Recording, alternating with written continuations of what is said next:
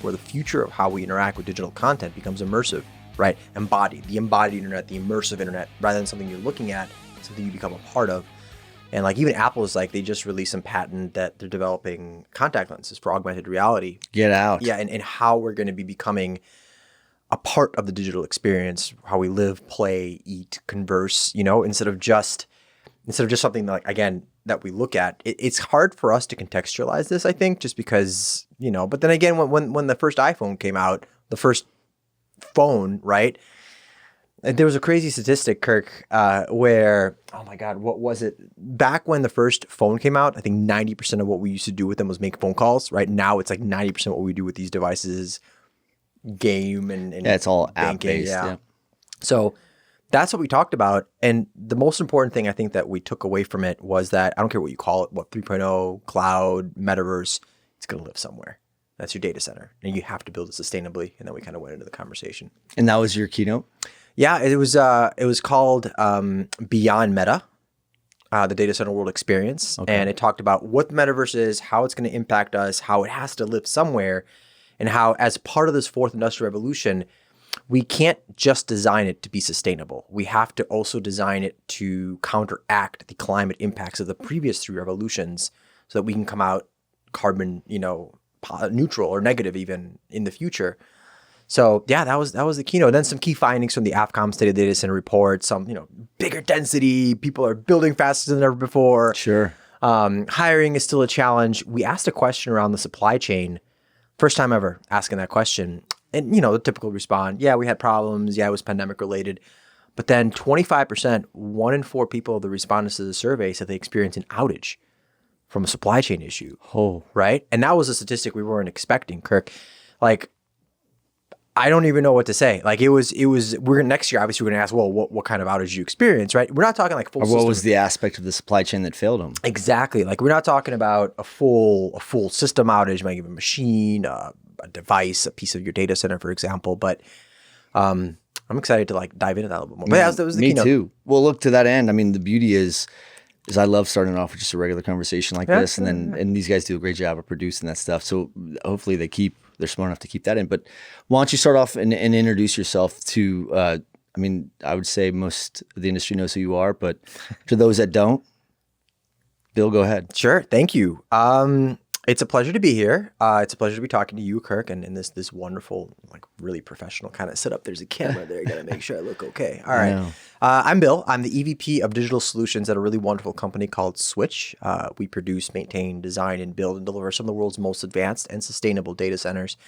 My role sees me interact with different teams within the organization, everything from, working with app dev to security to infrastructure design. But I focus really core on getting our message out there that, we are some of the most sustainable, some of the best, some of the biggest data centers out there. So I get a chance to tell the story of Switch, but still be, a practitioner behind it.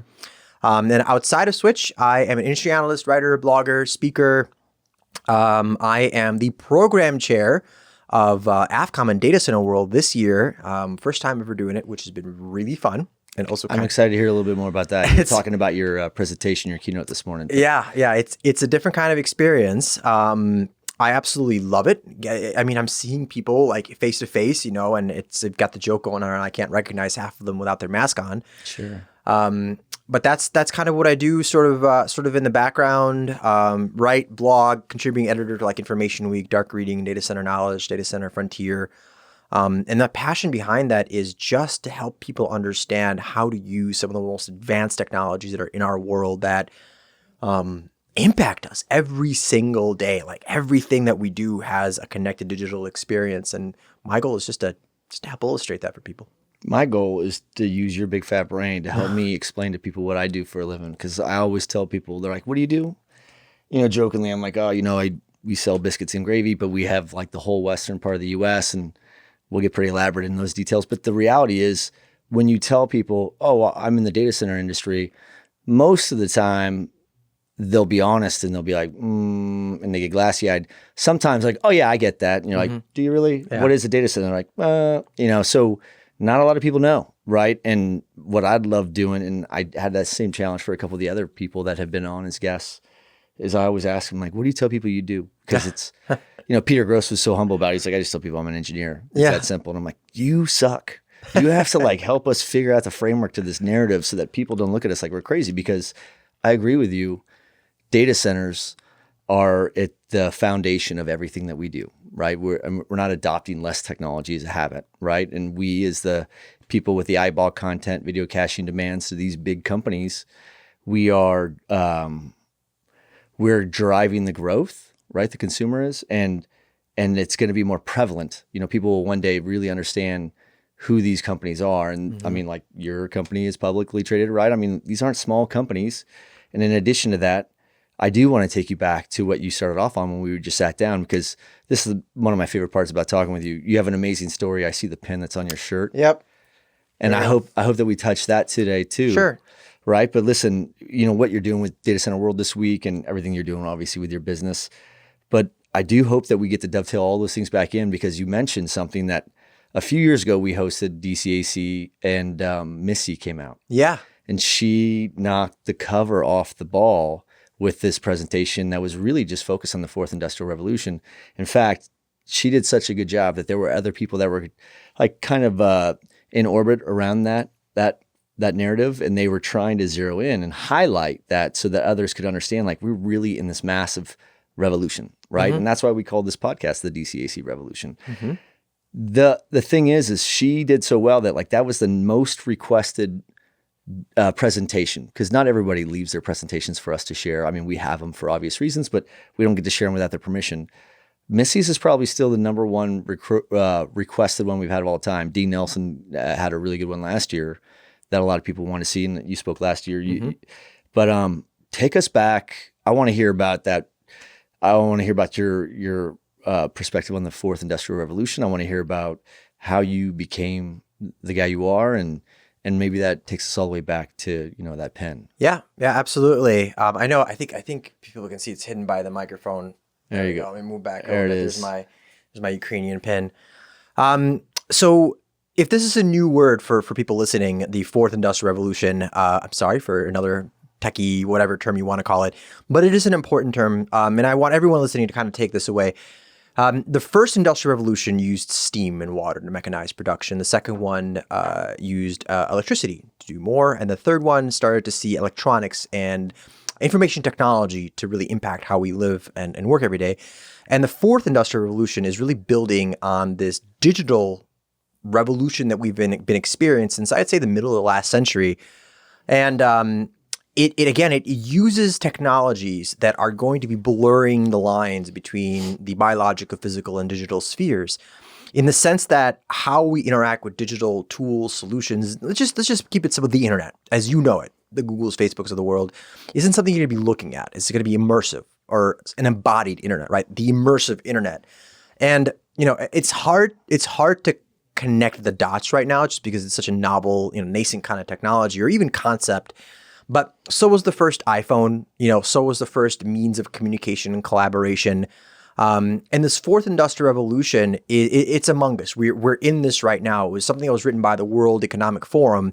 And what's fascinating is that as I talk about these blurring lines between the biological, digital, and physical world, that sounds very much like a word that we've been hearing now, right? The metaverse, and if you're out there rolling your eyes because Mark Zuckerberg decided to make that word famous by naming his company Meta. Sure. I'm sorry, but it is something that we're going to be hearing, and you can call it whatever you like. It is the next iterative step in how we're going to be communicating, collaborating, having these near real life experiences in a digital space.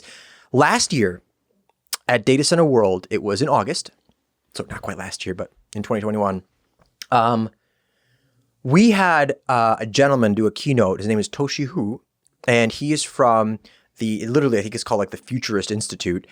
And he put on this amazing headset, and he did this meta demo for us that had him talking while his co-presenter was drawing and painting within a meta environment, again, within this immersive environment.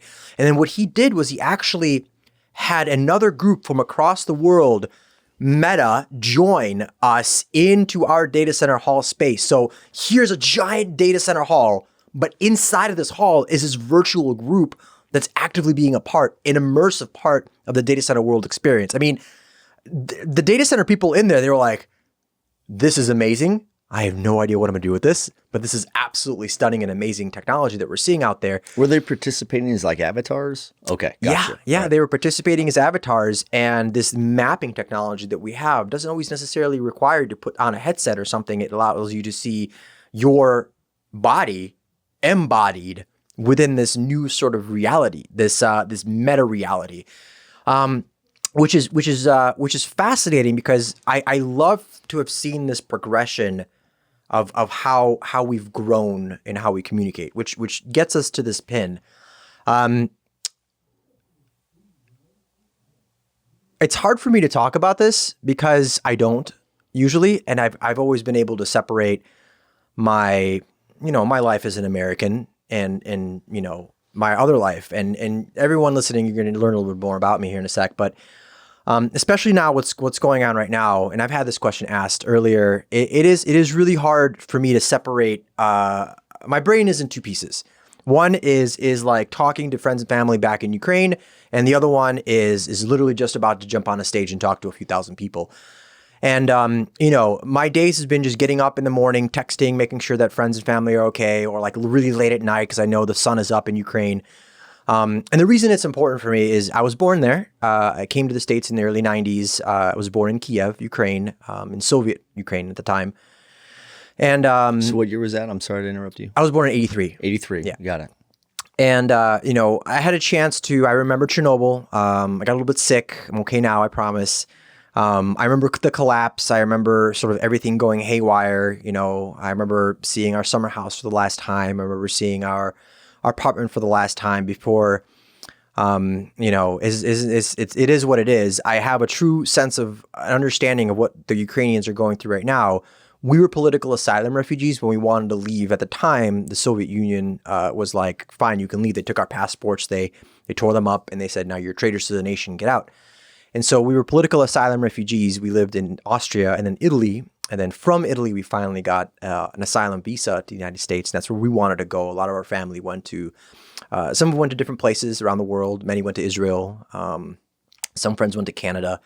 But we really wanted to come to this country because, for obvious reasons, it's a wonderful nation. And everybody listening and talking to me about challenges and problems with this country, dude, I get it. But like in the grand scheme of things, this is still an unbelievable nation. And so we came here. Now listen, before that though, was your dad already geared towards trying to get out of that area of Ukraine and he wanted to be in the States prior to that? Or when, the fall of the Berlin Wall or whatever it was, the genesis that made him decide to forgive his passports, like, was it that triggered him? Or was it something else? It was a cascade of things. I think, Chernobyl was one. Sure. Clear rumblings that there was going to be something happening within the country that just couldn't sustain the level that it was operating at. Realistically speaking,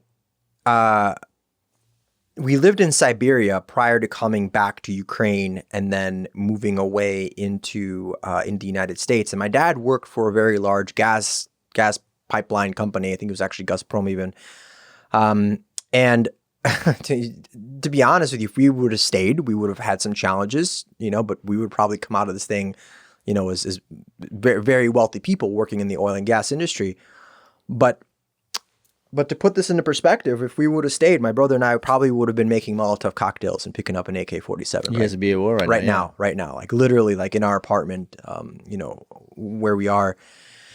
And, hearing these updates and stuff of like the bombs falling and where they're falling and asking people who are friends in the area, like I'm not going to be okay if I start reading if there's like an explosion in our old neighborhood, it's called Berezniki, which is close to central Kiev.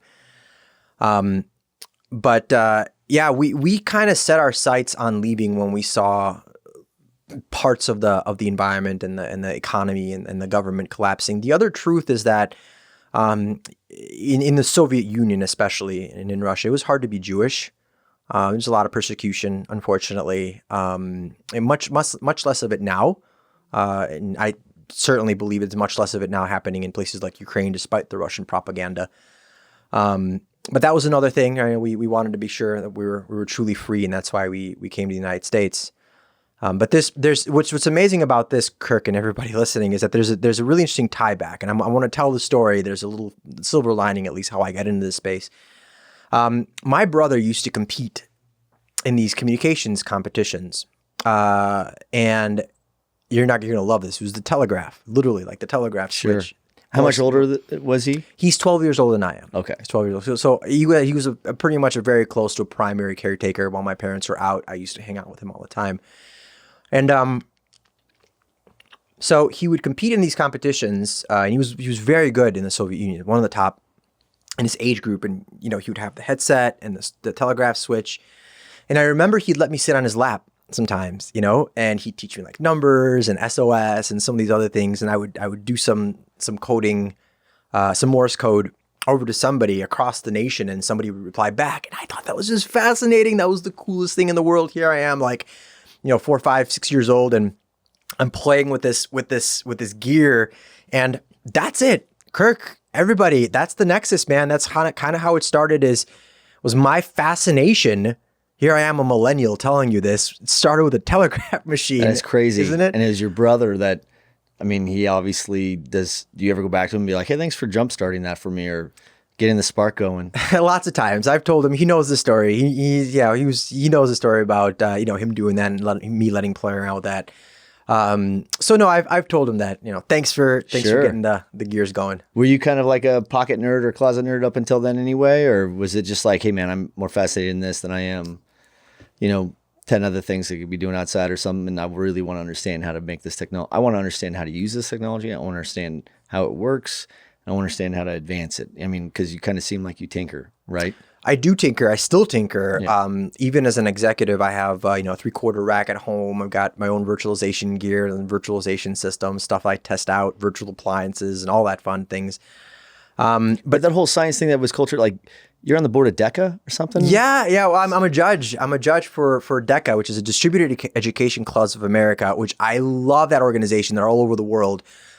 State champion, I'm gonna fluff my collar here. Yeah, so that's what I'm saying. I was like, you were in Ukraine. You guys popped all around until you got to the U.S. And did you guys end up in Florida, or was it New York? Or New York was very brief, but we pretty much we settled into Chicago.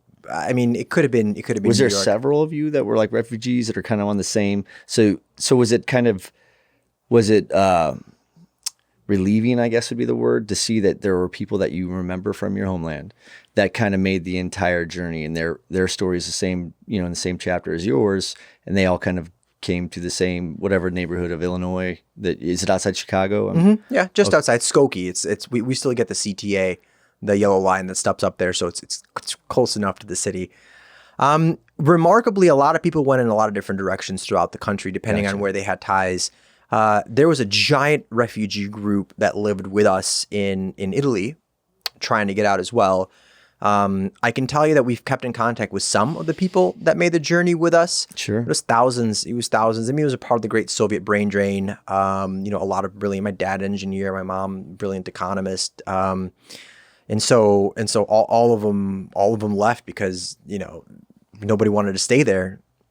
Some of them kind of went with us. Many stayed in New York, the Brooklyn, Brighton Beach area. I mean, that's like the closest thing you can get without going to a Slavic country, Ukraine or Russia, is just like walk the streets of Brighton Beach up and down, and you'll hear like a grandma selling a newspaper for 25 kopecks, which is, no kidding. Yeah, it's like 25 cents, and she's trying to say, but like she's still using the old Soviet currency. So instead of like a little Havana, that's like the little Slavic nation. Yeah, a little Slavic, a little Russia, a little Ukraine, yeah. That's kind of cool though, right? You could probably good food like the homeland and it's the best. It's the best. That's like, and if you're listening to me and you're one of the Slavic friends that I got there, you can taste like real regional differences between different foods. Like you can have like a Russian borscht, and you could have like a real Ukrainian borscht with some meat in it.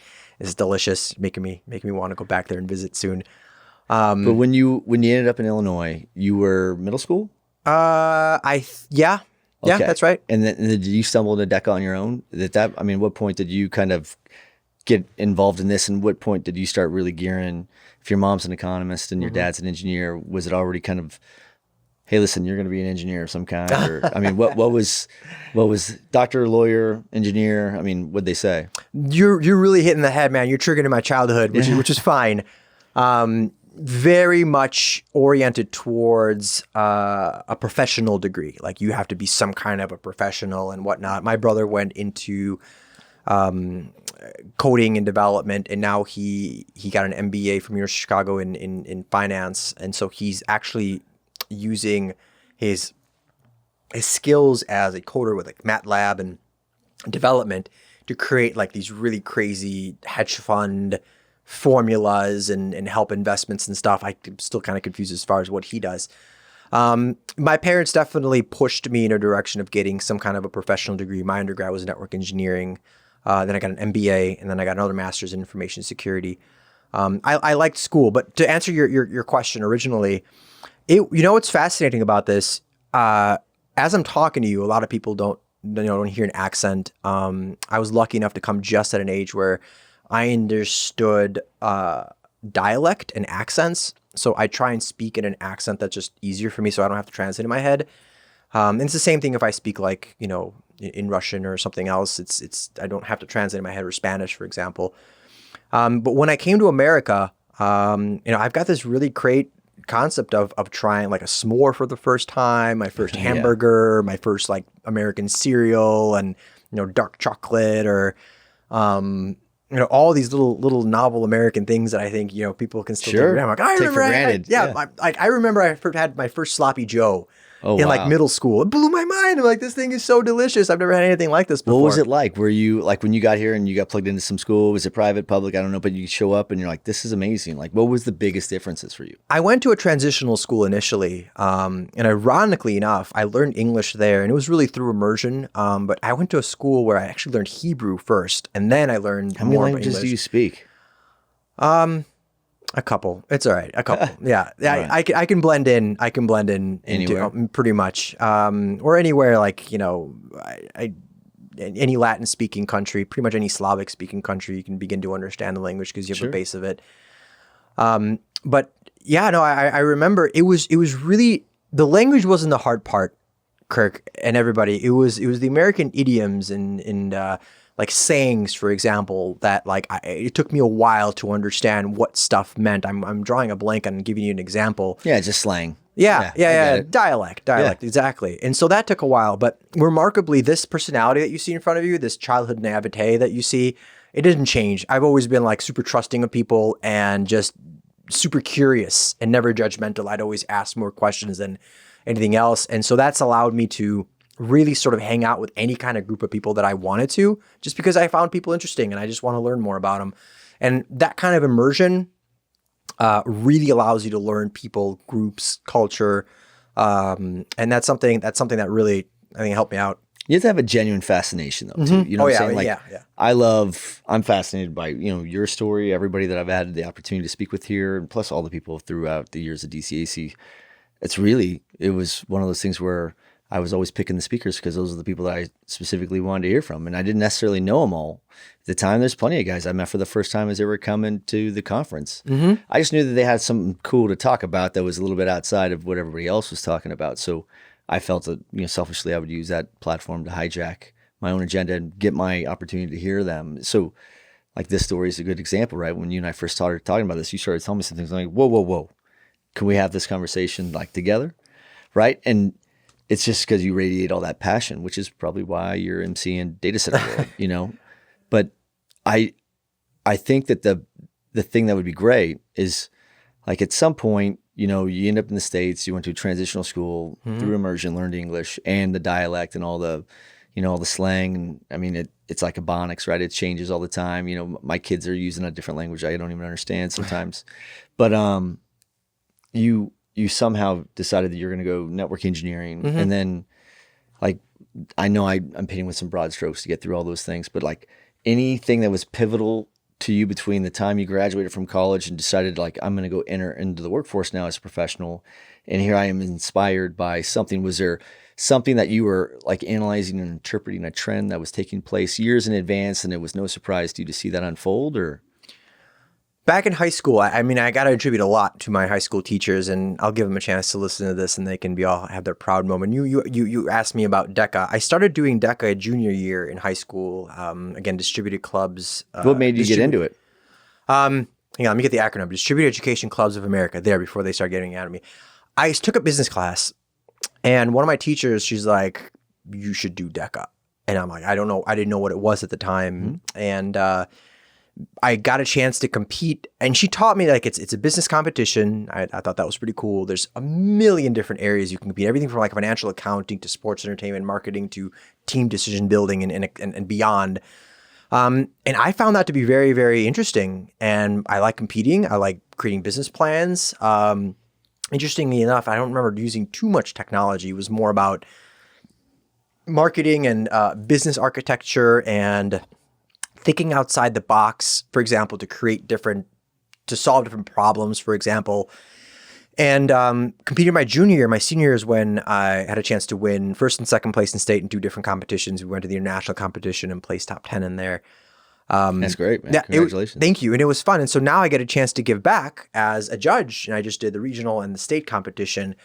And it's so fun. And it's so fun to see these kids who clearly have a passion for it and, clearly have a drive to do something really, really cool and nifty. Is it more technical based or entrepreneur based? Both. Oh, okay. Both. There's entrepreneurship contests. There's very detailed financial accounting where you have to review spreadsheets and like numbers and then come to a conclusion. And then you're given a scenario right there that day, for example, where you have to do team decision making and how to, overcome a certain situational problem in a market or a business or a segment. And, these aren't necessarily easy. You have to be creative. And it's just fun to see what these students come up with. And it's fun to encourage and see what they do.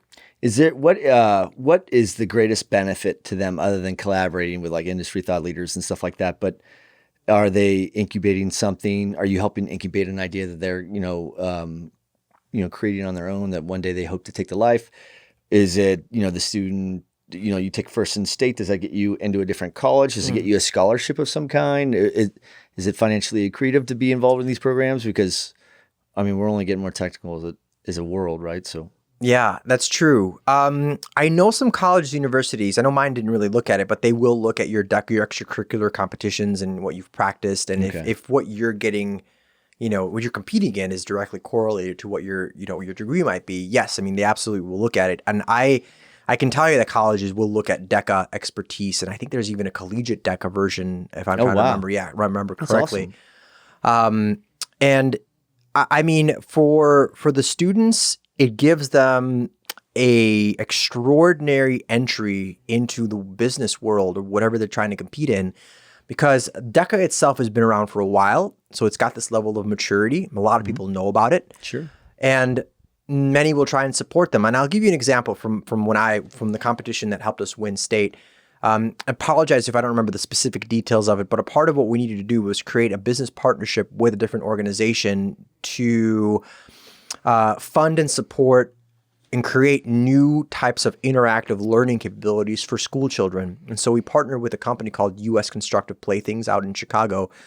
And we were able to get like sponsorship dollars and like, little things with them. And so we presented that and how the kids could interact and use that. And so we actually went to these schools. You talk to these little kids as high school students, right? And so you're learning how business works, how you can interact with people, how you ask for sponsorship and marketing dollars. How often do you get a chance to do that as a high school kid, And you basically start to take under your wing business acumen, the language of business. What do people care about? What do people invest in? How can you collaborate with different organizations to get your goal? And to get that kind of knowledge as a high school student, geez. You get that kind of knowledge in like when you're actually getting a job. Sadly, I feel like that's something that they should be teaching every kid at school instead of just the private club or like the special clubs. But that's pretty amazing. But like, so you ended up taking those skills that you use and like, what was like, get us through where everything started to kind of come together. Was it high school? Was it college? What was it? In high school, I took I really like stats classes, and I like math to an extent. My brother is a brilliant developer and coder. What's really funny is that he and I are different, very different in the sense of how we approach things. He's much more mathematical, analytical. I'm a little bit more architectural, higher level, I think, than he is. Which is why when I took computer science classes, I was like, this is not for me. I don't think I can do this in front of a computer. It's not that I was bad at it. It's just like, it just was not my passion. And so I was lucky enough to get a full scholarship to DeVry. And it was a school that was really sort of in line with what I wanted to do. I could have gone to a different school for swimming, but I mean, I'm 5'8". You know, I'm not. You didn't see it happen. I'm not gonna. Phelps is how tall. Yeah. And having had a chance to actually be in a pool with some now previous Olympians, I was just like, this is not something for me. And I really wanted to get in, do school quickly, and just like get out there in the world and work. Yeah. So for me, DeVry was perfect because I knew I wanted to go to networking. And I still haven't answered your question, like the Nexus, Bill. Like, what made you want to do this kind of stuff?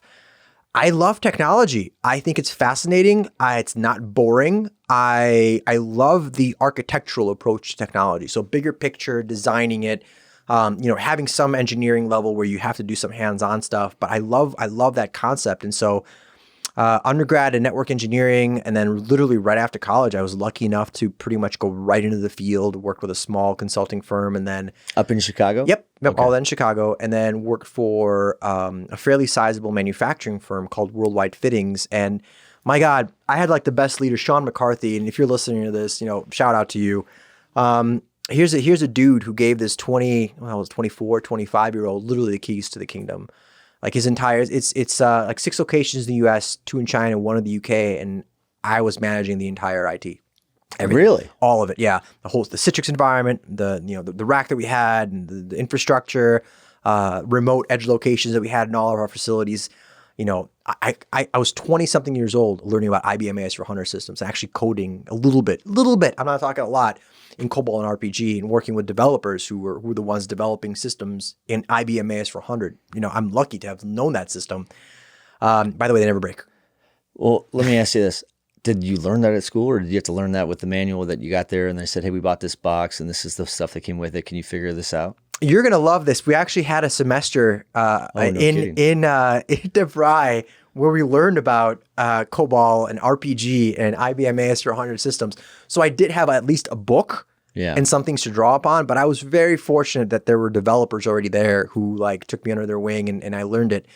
What was also amazing about that job is that my leadership, the CEO, he's like, Bill, if you're gonna do this in my business, you need to learn my business.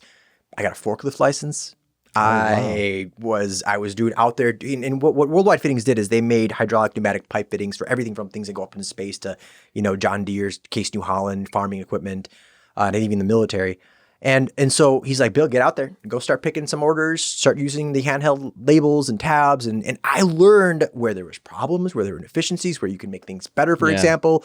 And what was really cool is I got a chance to interact directly with all the end users. And we got a rapport. They could always go to me if there was a problem. Talk about a situation where I wasn't dealing with frustrated users. I was dealing with users who were not afraid to talk to IT because I'm friendly, in case people notice, right? And so I love that job, but I hit a ceiling, and there's not much else I can do. And after that, I spent about 7 years at a company called MTM Technologies. They've since been acquired. It was the largest Citrix Platinum partner in the country. And boy, oh boy, I learned so much about virtualization and cloud and how to move complicated applications between data centers. I was their CTO for about 1.5 years, and the company was moving in a different direction. I stayed on their board for a little while. Then I took a year where I swam in the world of DevOps. Holy cow, was that a pivot from my traditional understanding and upbringing. Why did you do that? Why did you make that pivot?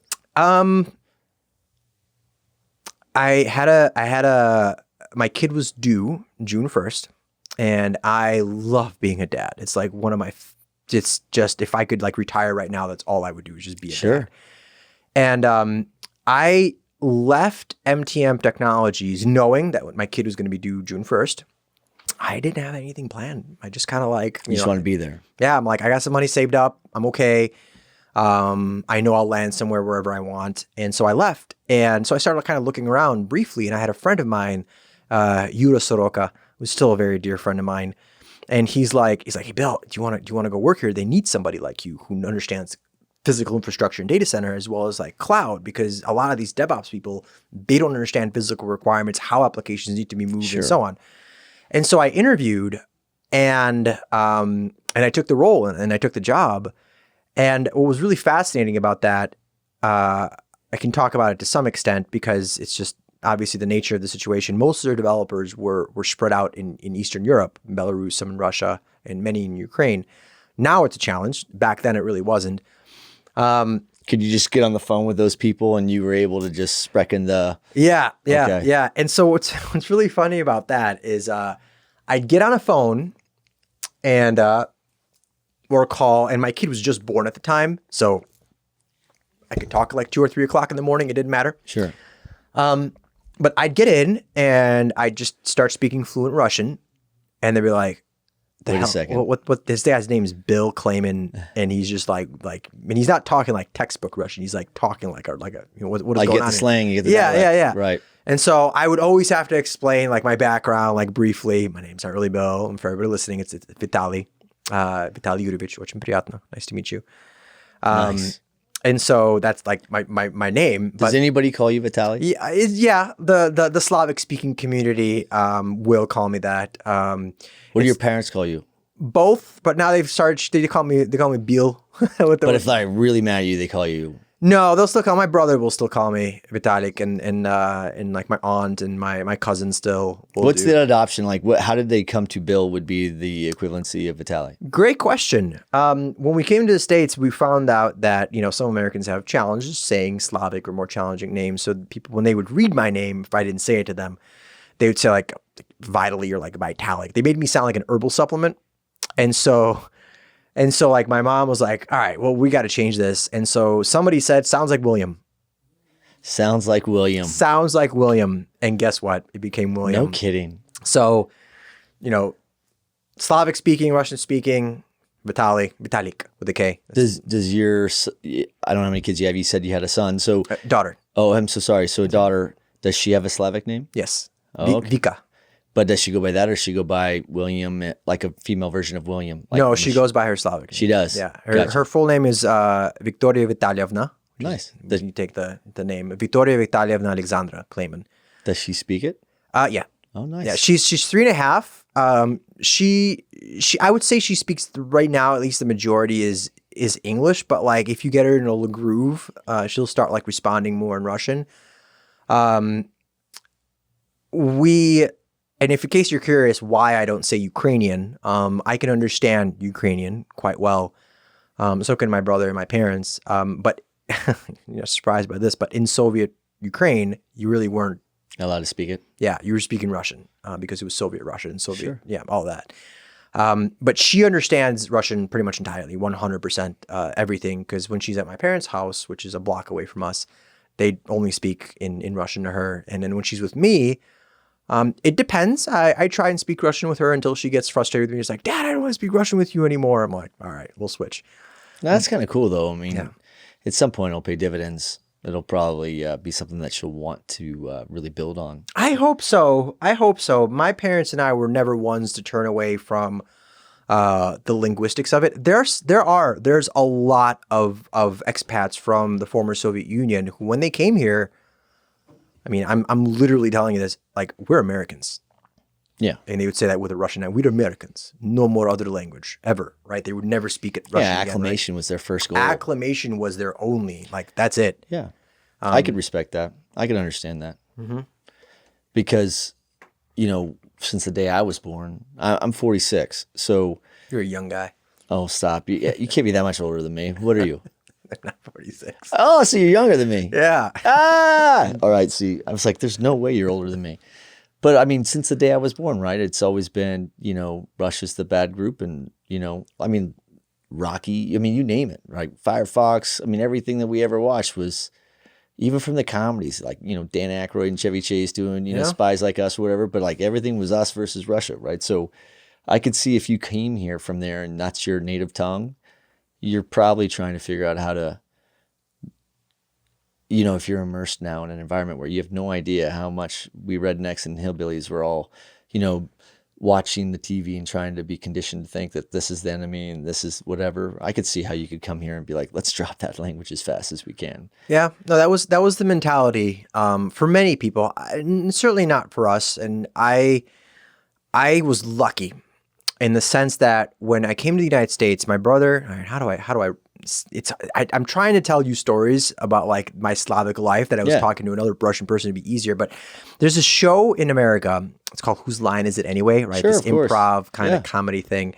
So my brother and I did that, but like the Russian speaking version of it here in America and out in Europe and in Russia and in Eastern Europe. That it's called KVN, Klub Веселых и Находчивых, which translates to the Club of the Lucky and the Fortunate, I guess. And it's stand-up, it's improv, it's musical comedy, it's sketch comedy, it's prepped, all of that stuff. And in the former Soviet Union, in the Slavic states, countries in Russia, it's huge. It's professional level huge. I mean, you make money like being a rock star in that comedy traveling. Here, it's more like an amateur league. If we ever got paid, it would just cover like hotel and airfare. But it was really, really fun. But talking about like, not letting your roots go, I was very fortunate that I started doing that very young, right alongside my brother. He was more like the comedy person. I did, I did the music. I was the music guy, producing it and helping create stuff.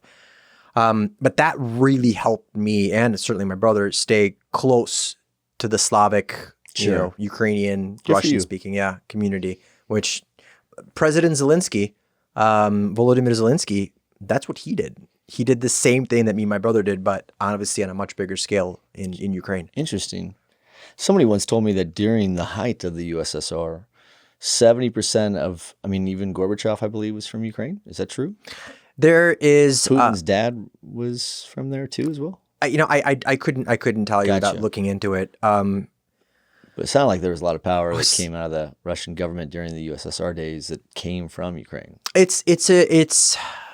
That's a part of the challenge, Kirk, and for everybody out there trying to rationalize this, is that there's a lot of tie-in between Ukraine and Russia. A lot of brothers and sisters, spanning just a border. Sure.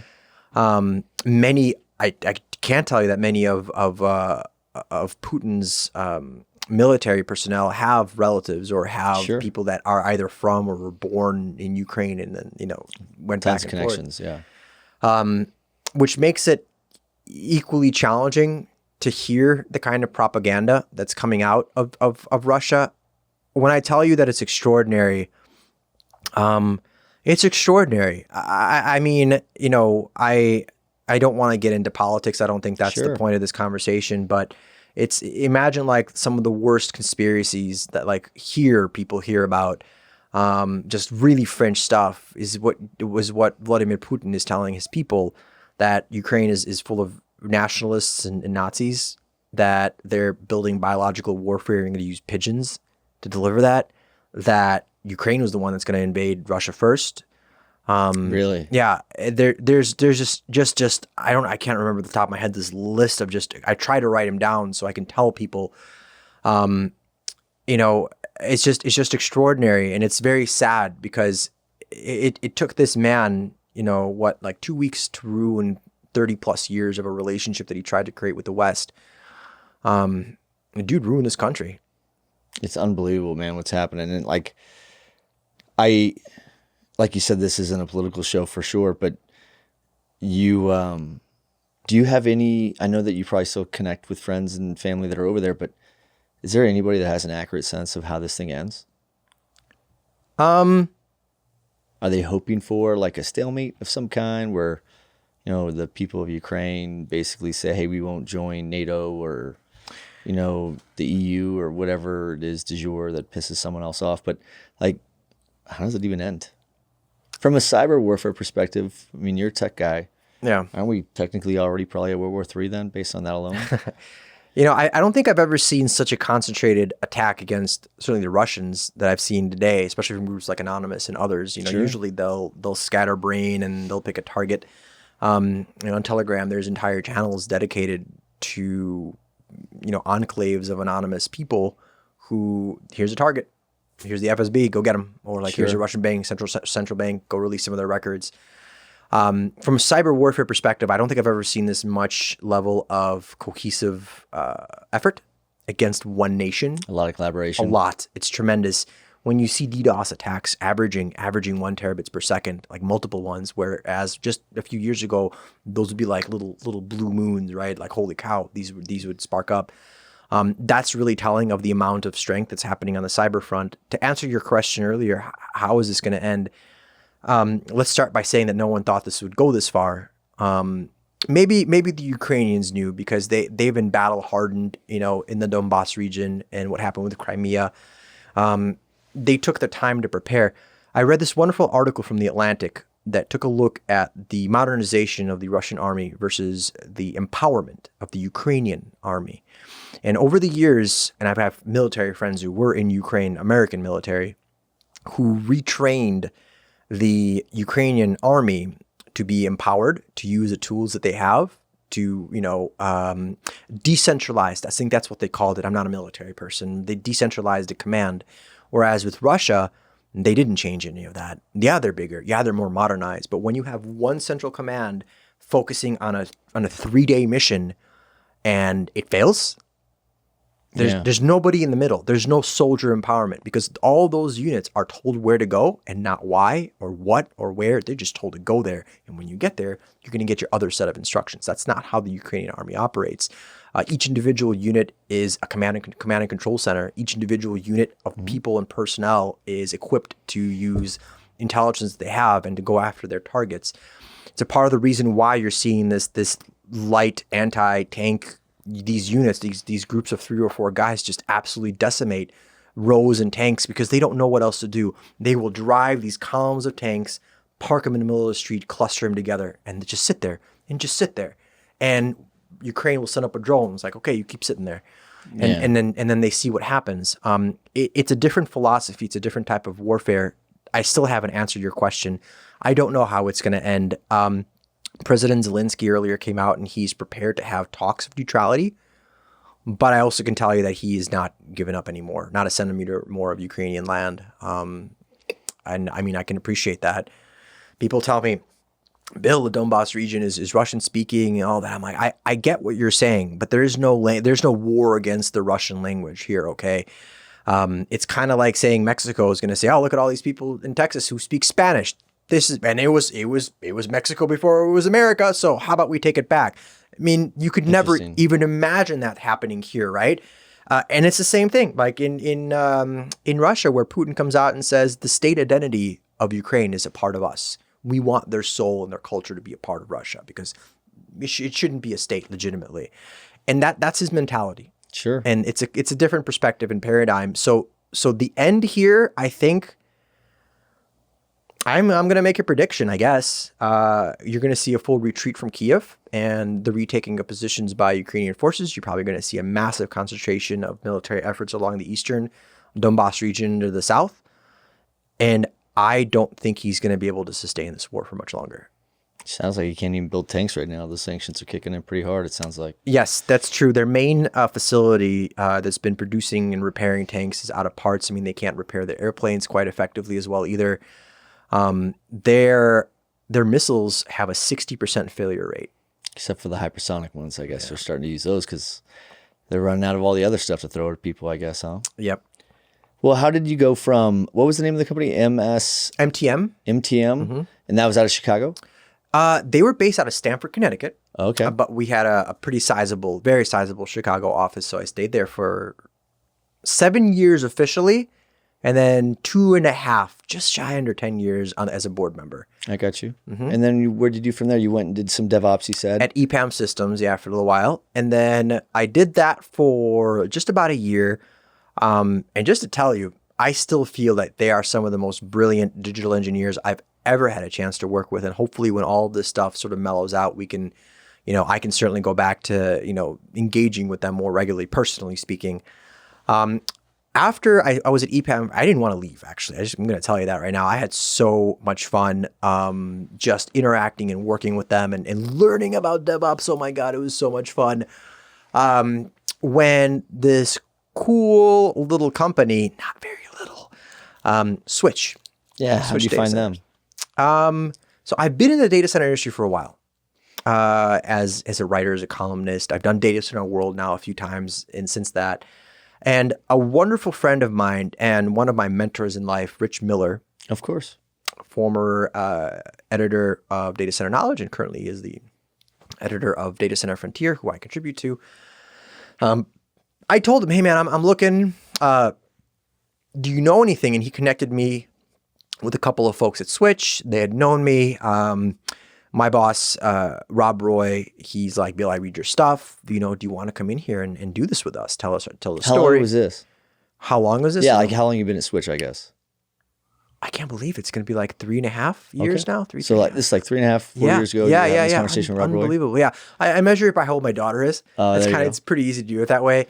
So it's been 3 years. It hasn't been 3.5 years yet. Cause I spent like that first half with EPAM systems. And, I fell in love with this place. You know what it is? If you ever see our symbol on our logo, it's 2 arrows. It's like the karma wheel. And this company literally from the roots all the way up into the branches of their executive teams believes in this core message of do good for the world and the world will do good for you. And that's so special. That's really, really cool. Everything from giving back to schools and education. Like what I do with iMasons, and I won the Infrastructure Masons Championship Award, for example. And it was just me teaching and talking with kids. But that goes day in and day out, like this executive corporate sponsorship, being good stewards of the community. We're building a 14-mile effluent water pipeline through a partnership in a state that desperately has water scarcity problems in Nevada, where we're going to be supporting a multi-million square foot facility on 100% effluent recycled water. And it gives this region, Reno, the Truckee-Reno area, built 25,000 more homes, reduces the amount of nitrates in the river. It protects and supports endangered species in the area as well. So it's not just being, green and sustainable. It's being a good neighbor to the world. And so when I started seeing all of these wonderful things that they're doing, the massive solar project that they've got going on, and these partnerships they've got with schools and UNLV and robotics teams, and the support they do with community, I realized that this is not a data center company. It's a technology company that is a part of this global community. Now, it's not small. I think we're $5-6 billion market cap, publicly traded organization.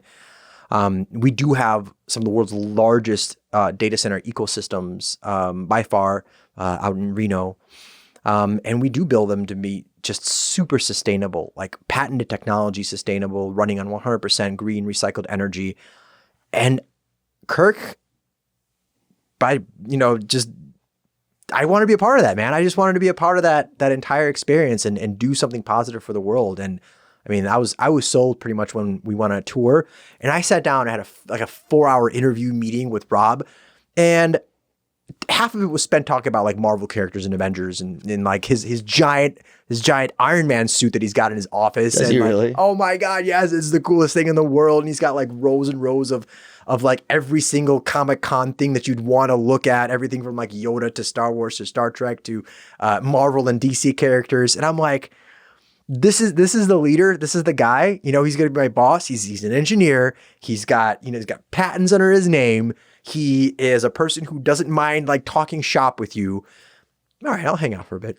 So how did that? So I think I cut you off actually when you were telling me, you're like, yeah, Rich maybe a brokered introduction to some Switch folks, and you'd been contributing to a lot of different platforms, mm-hmm. and so your name was out there, and your philosophy to some extent was probably transparent to a lot of those people, especially people at that altitude, right? Mm-hmm. And he said, hey, listen, this is what we're doing. Was there like a specific role that they were looking for, or was just being a part of? Because what they're doing as a business it's admirable for sure. Mm-hmm. But how did you know that there was a spot there for you to contribute and bring value to them? You know, other than just knowing that you want to be a part of what they're doing, was there something there that you wanted to unleash in your own passion too? Yeah, remarkably, Switch, even when I was doing a lot of analyst work, was a really well-kept secret. I just didn't need to be a well-kept secret, right? And so they brought me on board to really help tell the Switch story, to be an evangelist, and also to bring like my technical expertise and prowess, somebody who's worked with cloud, who's seen refactoring and migration and rebalancing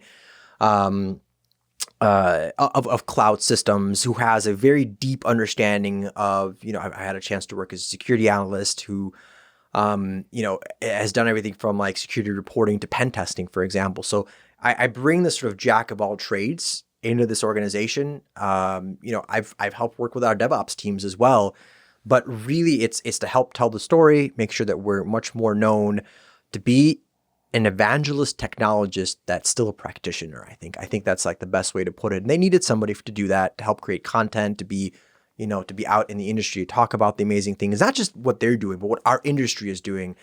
And that's actually really important, because I think data centers, not properly, they get a black eye from the mainstream media, thinking that we're just all these gas guzzling, emissions producing, Energy, industry. And that's so untrue, and that's so unfair. And even the ones that used to be sort of blocked in that little corner, like the Bitcoin crypto mining currency or whatever, people, even they're becoming better, because there's a lot of dollars now to support sustainable solutions. But that's the role they had envisioned for me. I mean, I think it evolved from day one, which is fine, but it's been fun. Do you see yourself being able to, like, I know that you're involved with tons of industry think tanks is really what they are, right? Like iMasons, think tank type of environment. When you get involved with those things, do you get, is like a collateral benefit of that is where you have some exposure to something that's emerging, that's amazing, or something that's indicative of a trend, and you get to kind of go back and go back to your own shop and get to talk about certain things and understand how maybe some of those things should have some consideration for adoption, maybe, or something with what you're doing? Or yeah. All right. Is that pretty awesome, being able to influence it at a very high level then? Absolutely. Keeping your fingers on the pulse of the industry is so much fun. Yeah. But all the time, if I hear something new, or if I hear about a new technology, I'll talk to Eddie Shooter, our CTO, or I'll talk to Rob directly, or Jonathan King, our new CRO, or even Missy. We'll talk about it. Yeah, that's a part of it. Working with new solutions and technology sets, like this AR, VR stuff that I'm talking about, I'll go back and talk to Switch about it as well.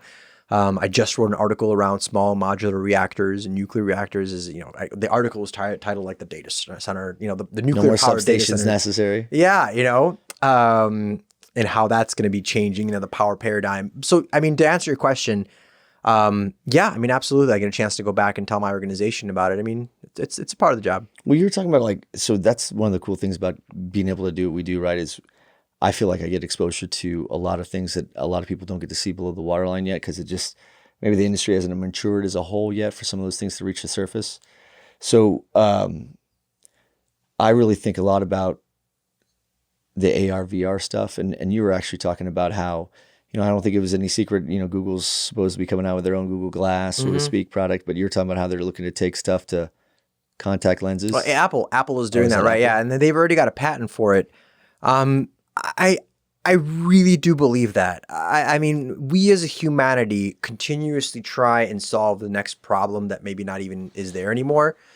And, do you see the adoption rate of Meta being like a next big, we've had these cycles in our industry, right? Where every time a new major technology platform hits, there's this hockey stick spike of adoption rate of emerging technology that we have to, on the operator side, go back and figure out how to solve for. So it's future-proof from a scalability and, density capability. But do you see Meta being like that next big thing? Or do you see some people going, I don't know.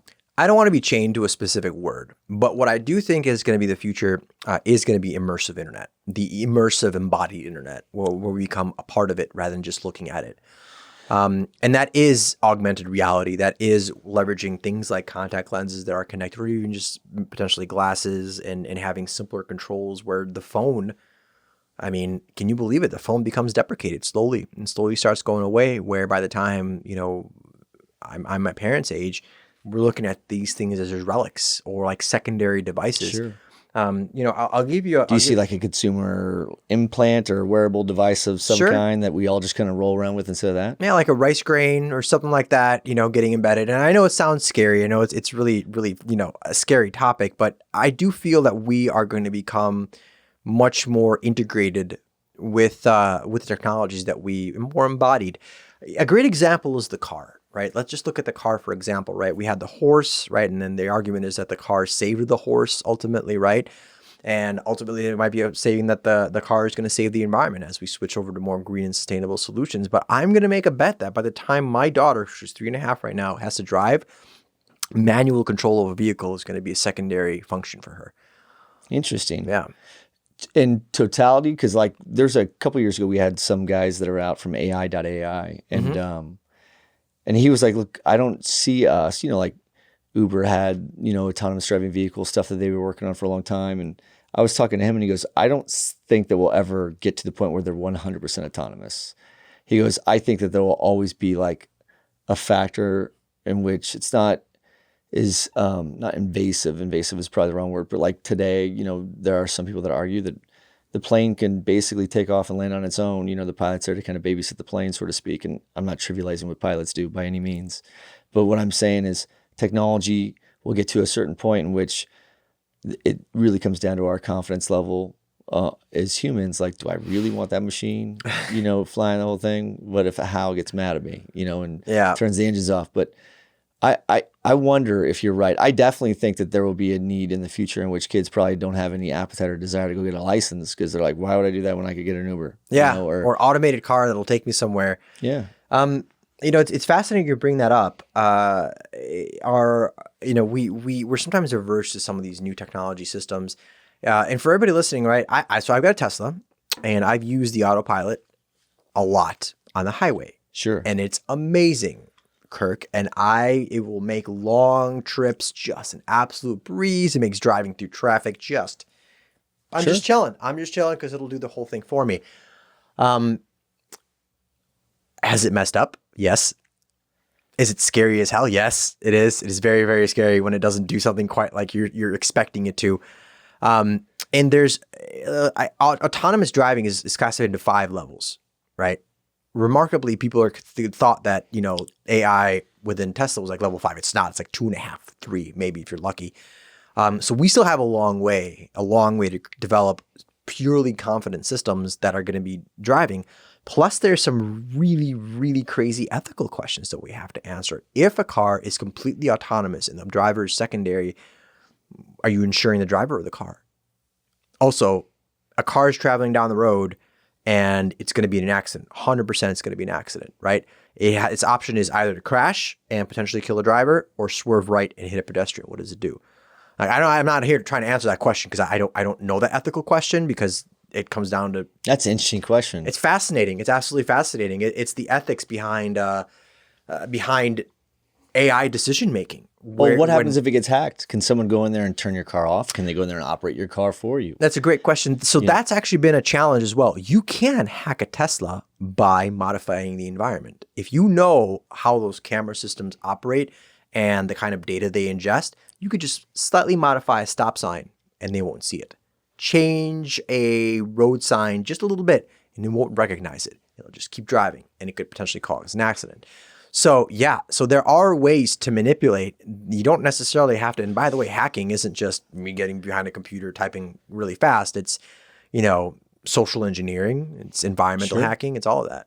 Well, that's why I also bring it back to that meta. I'm like, I wonder how many people, I think that as we've discovered that the number one commodity in the world now is data. Mm-hmm. And we realize that we are not sacrificing, but we're providing that data as consumers, right? Users of these apps, it sounds like, Alexa's listening to me when I'm at home, because I could talk about something and 6 hours later have an ad pop up for it in my phone or something. But, I think that maybe do you see us I do see the adoption rate of these emerging technologies to continue to go massive. And there's so many different platforms for that to scale through, right? Mm-hmm. AI, AR, VR, the autonomous stuff, drones, who knows? But I wonder how many people are ready to go put all their eggs in that basket. And it could be like Ready Player One type stuff. Maybe there's a whole slew of people doing that. And from us on the data center perspective, it's like we're already growing at a double-digit CAGR in this industry. It's not like I don't think that our industry is staring down the barrel of a potential dip in that case. I think no, the data center industry, not at all. I just stood on stage about the existential threat. And about this, existential threat. There is no existential threat. You can call whatever technological advancement you want by whatever name, Web 3.0, Fourth Industrial Revolution, cloud computing. The baseline of what we always get to is where's it going to live? Yeah, it's just where's it going to live, right? And the one thing that I like to tell people, so they can understand that every single click they do, everything has a data center impact, is a single Google search can power a 100-watt light bulb for 11 seconds. Okay. Dang. So one Google search can power a 100-watt light bulb for 11 seconds. So, are you streaming Pandora randomly? Are you, having YouTube playing in the background? Sure. So all of those things has a real physical, tangible impact that you can touch and feel.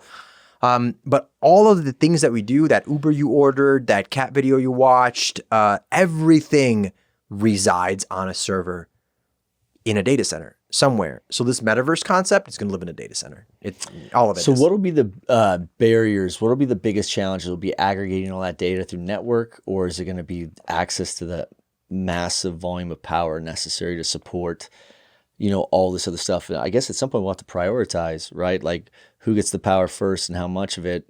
You're going to see what was happening in Ireland, right? Where, it's a rock and it's an island, and they basically said, look, our grid's tapped. Right. So find another place to build data centers. Right. It'll be interesting to see how pockets kind of dry up. We've saw that in some parts of the United States. Right. You see people drifting south from, Ashburn. You see, Northern California will still always have some growth and development, but it's a long stick in the pole. Right. So you're talking about 13, 15 months through entitlement before you could start even hoping to start collecting or start building sometimes.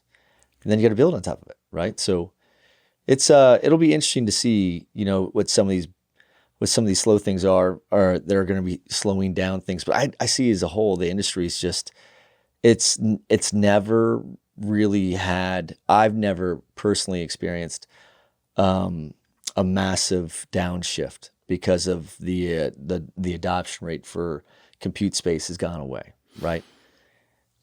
It's going to be density. It will be. It's all going to be about density and efficiency. It's not going to be about just building giant facilities. It's going to be about using the space as wisely as you can.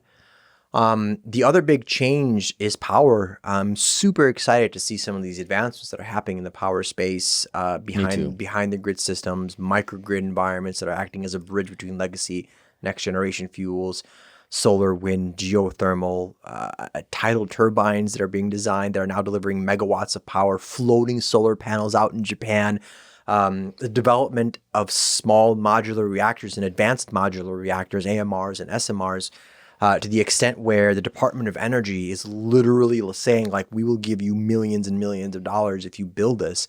Now, the challenges are to see how it can operate in a commercially viable environment.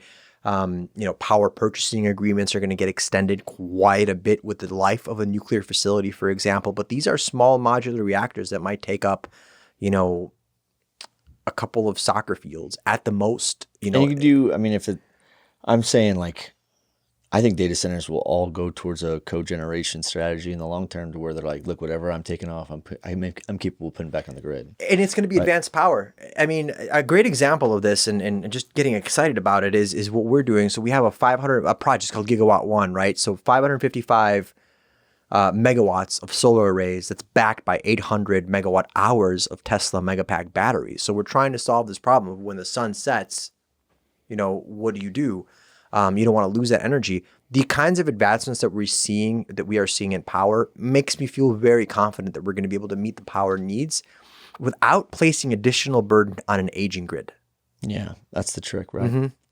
Well, look, I know you have a lot going on because you're in town for Data Center World. I'm sensitive to your busy schedule. So first of all, thanks for taking the time to come hang out with me and tell me some of your story, and to tell the rest of the people that we have that follow us your story, because when we were originally talking, I'm like, this story needs to be told by a lot of people, especially with the state of what's going on right now. So, and I know that this is not the topic that you really want to talk about, so I am sensitive to it, but I hope that your family, and your friends that are over there, I mean, maybe if there's anything you want to say to them, and you could send them a link and they could hear your words of encouragement. But I think that there's a lot of folks that are thinking about them and are hoping to see something really, really positive come out of this. And we don't want to be a World War III, and we definitely don't want to see other people getting hurt, right? So, first of all, thank you, Kirk. I'm been a fan of DCAC for the longest time. Kind of I wish I'd seen the first one with Gary Busey. Well, I could always bring that guy back. That's not. I'll look at. I'm kidding. I know you are. Let's look at the videos of that one and just call it a day. Thank you for giving me this platform, and just having a chance to talk to you is wonderful. Nice little getaway from the crazy ruckus. That is a giant conference over there.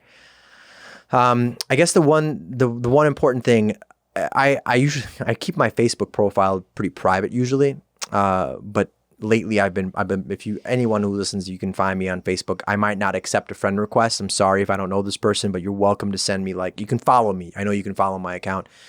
When this whole thing started in February, on February 24th and 25th, I started communicating much more closely with friends of mine in Ukraine. And the one thing that they said to me, which really stuck out, was please don't let the world forget about us. Please don't let the world forget our voices. And so I've been sharing what they say. If I communicate or check in with somebody, I'll post on Facebook, hey, I checked in with our friends in Lvov or in Kiev or Odessa, and here's what's going on. Here's what they're seeing. If they send me a picture out of their apartment building that they saw a rocket streak, this is their life. And so I'll share those voices. So I guess, one thing that I want to tell everybody is if you have a Ukrainian friend, please check in on them. They might not be okay. If you hear or read a story, share it. Please validate your news sources. That's really important. And finally, Ukraine just very recently, just the last week or so, published a website. It's help.gov.ua. And that is specifically from the Ukrainian government showing you where you can send support, what they need very specifically, whether it's tactical or humanitarian need, and where you can send it, how you can send it, how you can donate money to a very specific organization. Again, that's help.gov.ua.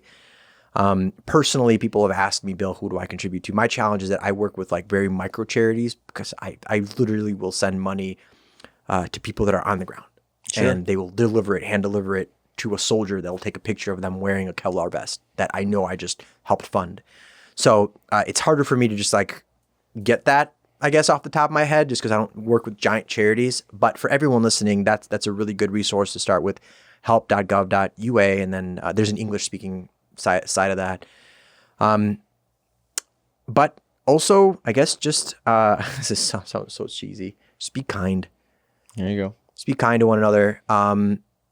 Ask questions and judge less. Just ask questions to understand that from people. Just everybody's going through different battles and everybody's going through different things. Understanding different perspectives is how we grow as people.